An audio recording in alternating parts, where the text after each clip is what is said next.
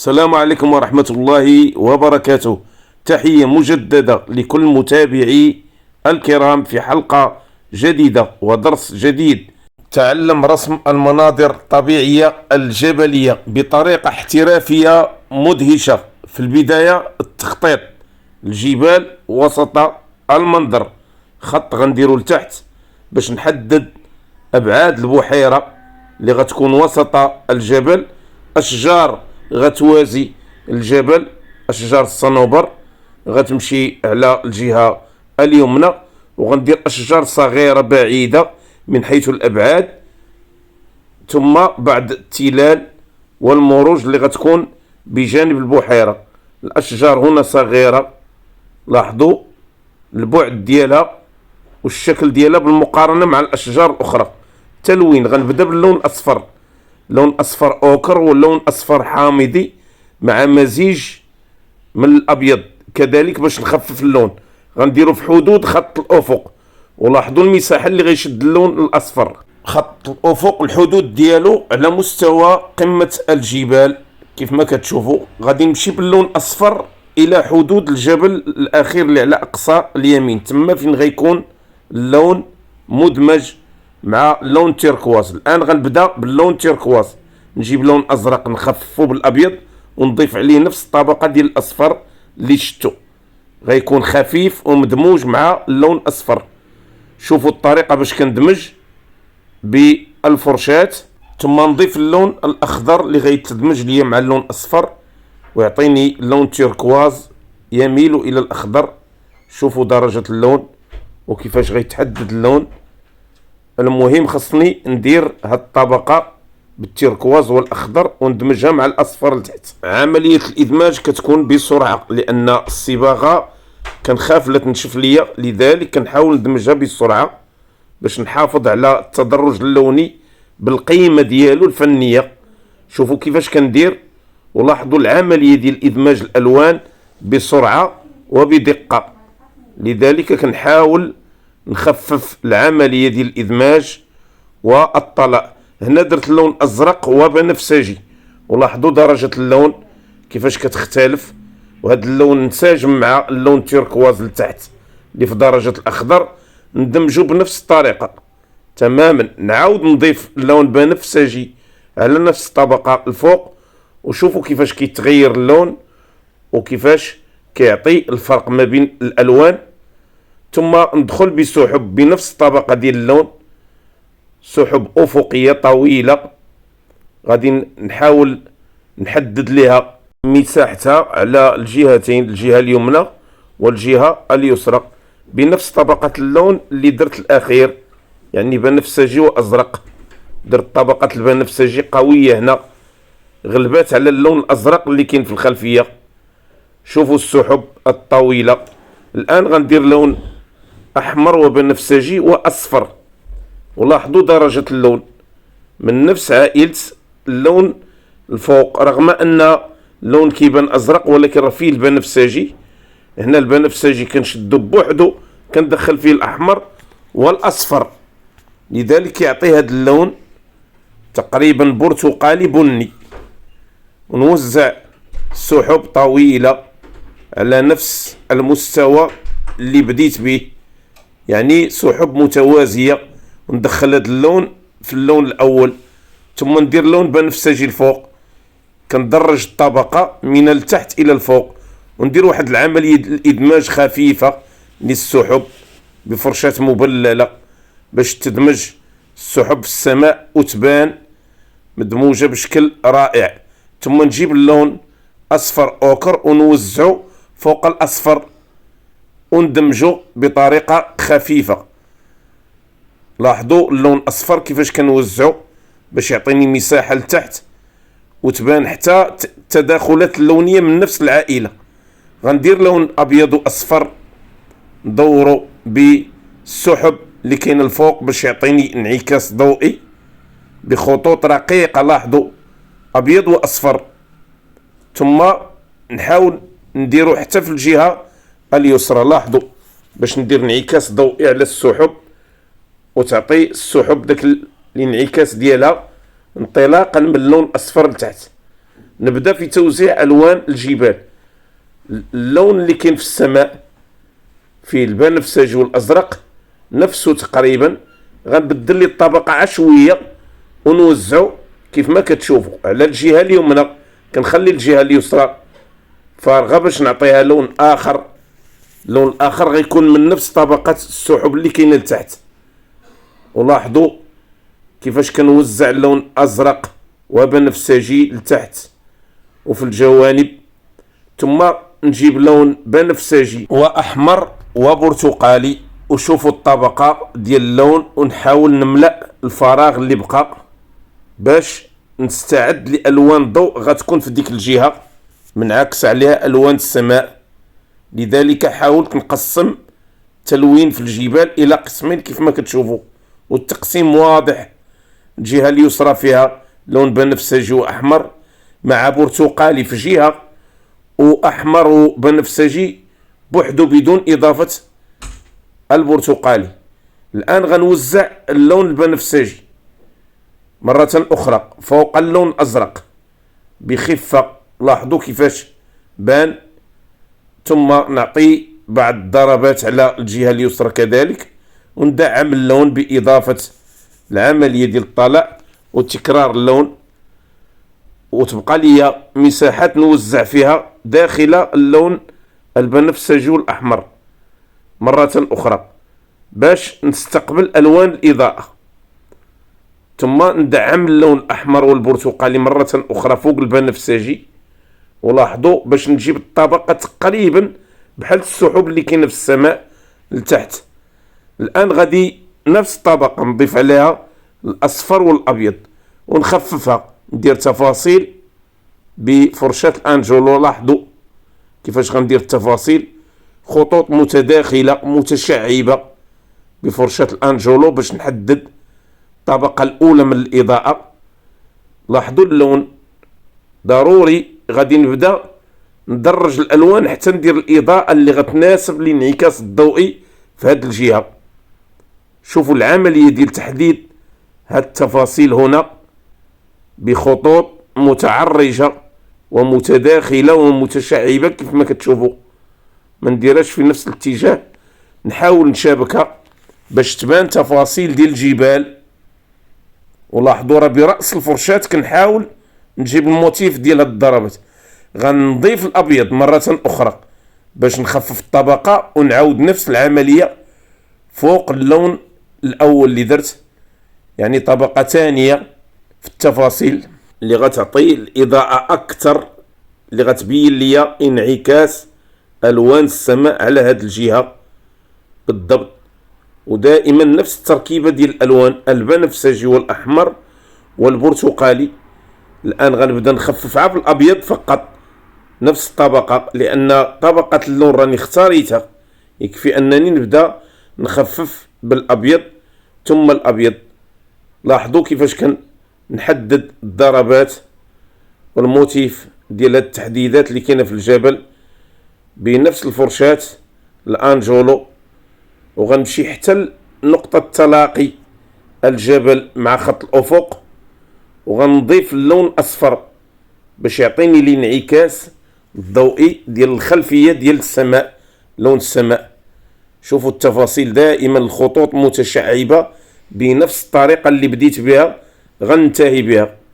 نحاول نداخل الخطوط حتى تبان متراكبة وتبان التفاصيل الجبلية. الآن طبقة أخرى بإضافة الأبيض، ونبدأ نوزعها في نفس الجهات وبنفس الطريقة، إلا أنني ما كنعممهاش، كنديرها في نواحي ونخلي الطبقة الأخرى في ناحية أخرى كيف ما كتشوفوا تماما. نحاول نضيف اللون الأصفر كيف ما قلت باش نعطي انعكاس ضوئي لألوان الخلفية. نمشي الآن للون الأزرق اللي على ظهر الجبال، ونضيف ليه لون بنفسجي وأزرق مع أسود. شوفوا الطبقة الآن كيفاش تغيرت، لأنني لاحظت بأن هذه الجهة خاصها شيئا من لون غامق اللي غيعطي ظل وانعكاس ظل لألوان السماء. ولاحظتم اني غيرت الطبقة كيفاش بان اللون مضلل ثم نبدا نوزع الان في البنفسجي لوحده في هذه المساحات اللي درت فيها اللون الاول. ولاحظوا كيفاش غينسجم الان اللون البنفسجي مع الالوان الاولى اللي درت فيها اللون بنفسجي واحمر وبرتقالي. هنا اللون بنفسجي خففته بالابيض وعطاه الطبقه ونوزعه من الداخل. لاحظوا كيفاش عطى. الان غنضيف اللون الازرق اللي درته في السماء الاول اللي قبل من اللون الاخير، ونبدا نوزعه بتفاصيل لهذه الجهه المظلله. ولاحظوا حتى هو غادي نديرو بمثابه انعكاس ضوئي لتفاصيل هاد الجبال. لاحظوا اللون الازرق، اللون الازرق راه فيه شيء من التركواز والابيض. ثم نبدا ندخل شيء من الضباب والتفاصيل تحت بطرف الفرشاة. شوفوا العمليه ديال الادماج بالاصبع وكيفاش كنحاول نسيح اللون ونعطيه واحد المساحه ونبين الضبابيه لتحت وبعض التفاصيل الخفيفه براس الفرشاة الانجولو. فرشاة الانجولو دائما كتساعدني في مثل هاد الضربات. شوفوا الشكل ديال فرشاة الانجولو كيفاش مسننه ودقيقه من الجوانب وكتعطيني هذا الموتيف بقوه وبروعه. نحاول نوزع بضربات خاطفه وعشوائيه كتعطيني الموتيف بشكل احترافي. شوفوا العمليه ديال التوزيع ديال ضباب وموتيف وشكل من التحديدات ديال الجبال اللي غتعطيني النوع ديال الجبال وتعطيني تحديدات وتفاصيل قويه تبين لي حتى الانعكاس ديال الالوان ديال السماء. الان اللون تيركواز، شوفوا هاد الدرجه ديال الازرق راها فيها الاخضر والابيض. اخضر بنسبه قليله في الازرق باش يعطاني هاد الطبقه ونضيف عليه الابيض باش يعطيني يحدد لي هادي. ثم الجوانب ديال البحيره ندير البنفسجي غندخلو في التيركواز ونعاود نجيب من طرف البحيره اللون ازرق وبنفسجي. شوفوا كيفاش غيرت الالوان بطبقه جميله نتم جاي باللون ازرق وبنفسجي نحو التيركواز ونعطي التيركواز وندمج بيناتهم. هاد الالوان رائعه محدده في هاد المساحه في البحيره روعه، وندمج باش يدخل اللون في اللون ونكرر عمليه الادماج وعمليه طلاء اللون. نعاود البنفسجي مره اخرى وندير اصفر اوكر.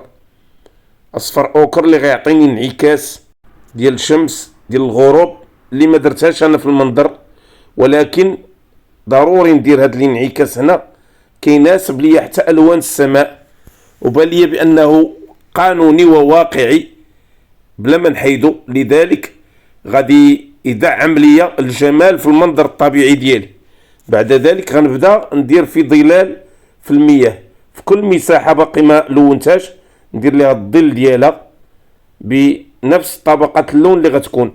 بالنسبه للجهه اليمنى اللون اسود واخضر، بالنسبه للجهه اليسرى اسود واحمر وبنفسجي، لان هنا غتكون مروج محمره فيها اللون بني، وهنا غتكون اشجار الصنوبر فيها اللون اخضر. لذلك كندير اللون اخضر واسود في الانعكاس في البحيره. ثم نبدا الرسم في اشجار الصنوبر. غنبدا اولا باللون اسود وازرق وبنفسجي مع اخضر، ندير الاشجار كخلفيه في الاول، ثم ندير اسود واخضر اشجار اماميه اللي غتكون شاده في الامام ديال الصوره وعاطيه الخلفيه للاشجار الاخرى او تظهر الاشجار الاخرى على اساس انها خلفيه. ولاحظوا الفرق ما بين هاد الاولى اللي درت، الاولى اللي في المقدمه واللي في الخلفيه.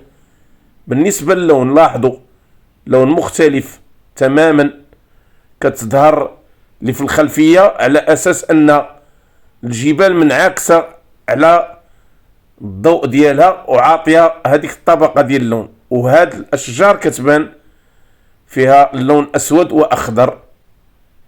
ثم لتحت غندير لون اخضر زيتي باش نعطي واحد المساحه ديال المروج. تما نبدا باللون كفراش، نمشي للجهه اليسرى غندير لون بنفسجي واحمر واسود. شوفوا الطبقه ديال اللون، وضفت حتى البرتقالي باش يعطيني هاد الطبقه، ونوزعها هنا كفراش او كظل، لون ظل. من بعد غنبدا نوزع في حشائش ومروج لتحت. قويت اللون باضافه الاسود. نفس الطريقه غنديرها لهاد المروج اللي على الجهه اليمنى. وشوفوا طبقه اللون، راه كنحاول دائما نغير طبقه اللون. هنا ضفت اللون الاصفر على الاحمر والاسود، وحتى البنفسجي راني مدخله في التركيبه. كنضرب بفرشاه الانجولو، نحاول ندير موتيف ديال الحشائش ومروج على هاد الجهه.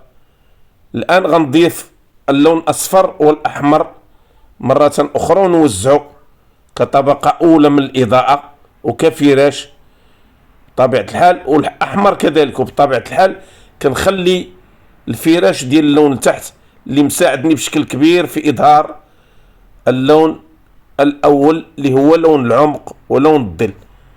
نوزع اشجار صنوبر تحت الجبال مباشره بعيده، تقريبا نفس الشكل ديال الاشجار اللي على الجهه اليمنى، ولكن باللون ازرق وبنفسجي واسود، وكتبان بعيده. لاحظوا كنديرها بفرشاه لسان الطير.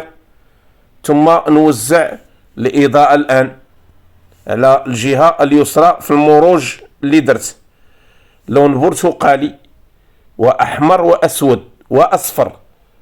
لاحظوا الدرجه اللي عطى، يعني لون بني بنكهه البرتقالي. نوزع هذا اللون في الاول، نحاول نديرو في مساحات ونحتفظ دائما على لون الظل. نضيف على نفس الطبقه اللون اصفر. شوفوا الطبقه الان كيفاش تغيرت، باش ندير اضاءه اخرى، طبقه اخرى للاضاءه. ندير خطوط ديال الحشائش والمروج اللي غتكون هنا. بمجرد ما بديت نلمس بالفرشاة بان لكم الانعكاس الضوئي كيفاش بان ديال الوان السماء. ودائما غنتماشى مع الوان السماء في توزيع الاضاءه. هنا غندير الطبقه الاولى اللي درت لون بنفسجي واحمر وبرتقالي، نبدا به هو الاول. شوفوا التوزيع وطريقه التوزيع. نحاول نخلي مساحات للون الظل ونوزع هذه المساحات بشكل خفيف فقط باش تبين ليا هاد الحشائش والمروج. الان اللون اصفر، اصفر اوكر مع اصفر حامضي والابيض. شوفوا التوزيع ديال الطبقه الثانيه ديال لون الاضاءه في الجوانب والداخل وسط المروج باش نحدد بعض الحشائش وبعض المروج اللي كتشوفوا فيها بضربات الفرشاة الانجولو. نضيف حتى اللون البرتقالي مجرد يعني بوحدو، نضيفه في شي زوايا هنا، وكذلك الاصفر باش نحدد التنوع. لاحظوا الان اللون البرتقالي، التنوع اللي غادي يغني لي هذه المساحه بالحشائش. نفس عائله الالوان كما قلت، يعني الاصفر الاحمر البرتقالي البنفسجي اللي كاينين في الخلفيه وكاينين في خط الافق. الان اللون اخضر، شوفوا طبقه اللون الاخضر. غنبدا نلون على الجهه اليسرى باش نعطي الانعكاس الضوئي لاشجار الصنوبر بفرشاة الانجولو مرة اخرى. شوفوا كيفاش كنحدد الاضاءة والضربات ديال اللون الاخضر على الجهة اليسرى دائما. وهذه الطبقة الاولى. من بعد غنحاول نعطي اضاءة اخرى.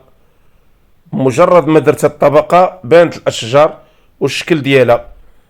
غنضيف حشائش اخرى وبعض الكتل ديال الاشجار الصغيرة، ثم باللون اسود واحمر غندير احجار وصخور صغيره في هاد الجهه. ثم نبدا الان الرسم في التفاصيل اللي كاينه في هاد البحيره. غندير باخره، سفينه بعيده باللون اسود واحمر. شوفوا الشكل ديالها. ثم ندير تفاصيل فيها لداخل بضربات، ندير قارب هنا اللون اسود واحمر دائما يعني البني، وقارب اخر قريب في الصورة. وحاولوا تلاحظوا معايا الابعاد ديال هاد القوارب والسفن اللي درت، الشكل ديالها والحجم ديالها بالمقارنة مع الصورة. دائما كنحاول نحط الاشكال ونحترم البعد ديالها في المنظر. الان غنضيف اللون اسود واخضر باش نحدد الانعكاس ديال الظل على الجهة اليمنى على مستوى هاد الاشجار ديال الصنوبر المتوازية الافقية. شوفوا الضربات ديال اللون الظل اللي غيكون في البحيرة بضربات طويلة. على الجهة اليسرى كذلك لون بني في لون احمر واسود واصفر باش عطاني هاد الدرجة. كذلك غنديرو ظل تحت. شوفوا طبقة اللون، شوفوا الضربات ديال فرشاة الانجولو. غندير الاحمر والبنفسجي باش ندعم هاد اللون في الانعكاس الضوئي في البحيرة اللي غيعطيني انعكاس الجبال ولون الجبال مباشرة متوازي مع نقطة الانعكاس هنا. لا شفتوا اللون ولاحظوا عملية انعكاس اللون في البحيرة. وكذلك غنديرو مباشرة تحت الجبال مباشرة ونوزعو كلسعات من الجوانب باش يكون له نصيب في البحيرة، لأن البحيرة غنية بالألوان اللي منعكسة في هذا المنظر. ندير برتقالي وسط اللون الأصفر، ثم ندير قارب آخر بالشراع ديالو لون برتقالي في أصفر كريم وأحمر وأصفر حامضي، ونحاول نحدد الفراش ديالو اللون وندير لي طالع أولا، ثم من بعد نبدا ندخل ليه تفاصيل، نخليه حتى ينشف ونرجع ليه باش ندير تفاصيل أخرى. شوفوا درجة اللون البرتقالي اللي كاينه هنا في القارب. لاحظوا نحدد واحد لون آخر لون زيتي مع البرتقالي على الجهة اليمنى، ثم نبدأ رسم في الشراع ديال الباخرة. ندير أعمدة عمودية لاحظوا باللون أسود وأحمر، ثم غندير شراعات باللون أصفر وأبيض بعيدة، قوارب يعني غنوزعها. ولاحظوا الأبعاد ديال القوارب، كل وضعية ديال القارب نحاول نعطيها البعد اللي كيناسبها. درت قارب بعيد لاحظوا الشكل ديالو الحجم ديالو، والاخر اللي حداه تقريبا كبر منه وهذا اللي كنخدم فيه كبر منهم بجوج. لذلك نحترم قواعد الابعاد في المنظر ديالي. ندير واحد عملية زيكزاك لتحت باش نعطي لي انعكاس ديال اللون، نفس اللون غنديرو لتحت وندير لي عملية زيكزاك. كذلك القارب الاخر بنفس الطبقة ديال اللون الاصفر والابيض، ونحدد بالضبط اللون باش ما نديرش لون اصفر غامق وما نديرش لون ابيض كذلك باين. شوفوا تحديد عملية الانعكاس لهذه القوارب في البحيرة. كذلك القارب البرتقالي غندير ليه الانعكاس ديالو في البحيرة بفرشاة الانجولو دائما اللي كتحدد لي التفاصيل بدقة لأنها دقيقة. الآن غنبدأ في الإضاءة ديال الباخرة الأولى بلون بنفسجي وأبيض وأحمر. شوفوا العملية ديال التلوين من الجوانب، نخلي واحد الجهة باللون أسود ونعطي اللون أبيض كذلك لون برتقالي وأصفر خفيف، ثم اللون أبيض غنديرو كانعكاس لتحت خط الانعكاس. رسم الشراع باللون بني، وهاد التفاصيل كلها كتبان ليا خفيفة وسهلة. الشكل ديال القوارب والأبعاد ديالها خصني نحترمو ونبينو على حقيقته، لذلك ما نفوتش الأبعاد اللي في القانون ديال رسم المناظر الطبيعية. ندير لون بني نحددو للقارب، وكذلك ندير تفاصيل في الباخرة إضاءة بالنسبة للقارب اللي في مقدمة الصورة باللون أصفر كريم ولون أبيض. شوفوا كيفاش غنحدد الجوانب ديال القارب باش تبان الإضاءة ديالو، ونشكلو بالبعد الثلاثي ديالو بضربات خفيفة، لأنني بديت الظل ديالو ثم غندير الإضاءة.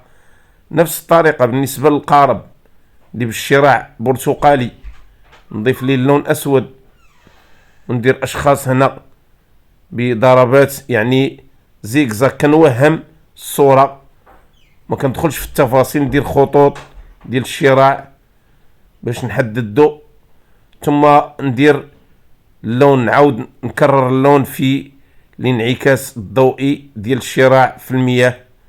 شوفوا العملية ديال الزيكزاك اللي كندير لتحت باش نبين الانعكاس ديال الشراع في المياه. لون اصفر غيعطيني الاضاءة في الشراع. كنخدم دائما بفرشاة الانجولو. شوفوا عملية الانعكاس الضوئي كيفاش غنحددها.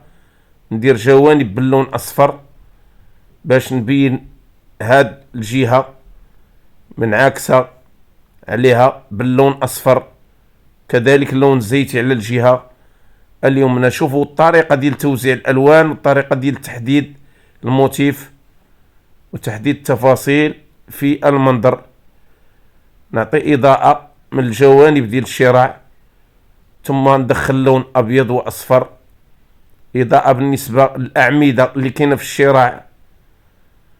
نمشي الان التفاصيل ديال الانعكاس الضوئي اللي كاين في القارب وفي المروج.